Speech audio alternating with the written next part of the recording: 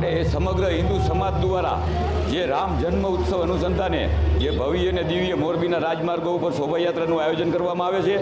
દર વર્ષે એવી રીતે આ વર્ષે પણ ભવ્ય અને દિવ્ય શોભાયાત્રાનું આયોજન કરવામાં આવ્યું છે, જેમાં આજે સાંજે 4 વાગે સર્કિટ હાઉસથી આ શોભાયાત્રાને શરૂ કરવામાં આવી છે.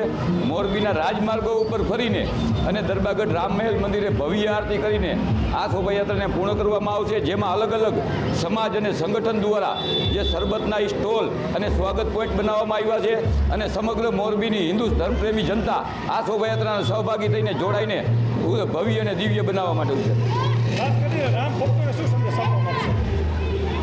તો જો કે દર વર્ષે આપણે આ શોભાયાત્રાનું આયોજન કરી છીએ. સમગ્ર હિન્દુ સમાજમાં જે એક જાગૃતિનો માહોલ છે, જે અયોધ્યામાં બિરાજમાન શ્રી રામ ભગવાન થયા છે તે પછી જે શોભાયાત્રા ઉત્સાહભેર જે હિન્દુ સમાજ જોડાય છે અને દર વર્ષે આ શોભાયાત્રાના સહભાગી થઈને હિન્દુ સમાજ એક થાય અને નાત જાતના વાળામાંથી બહાર નીકળે એવી અમારી મનોકામના.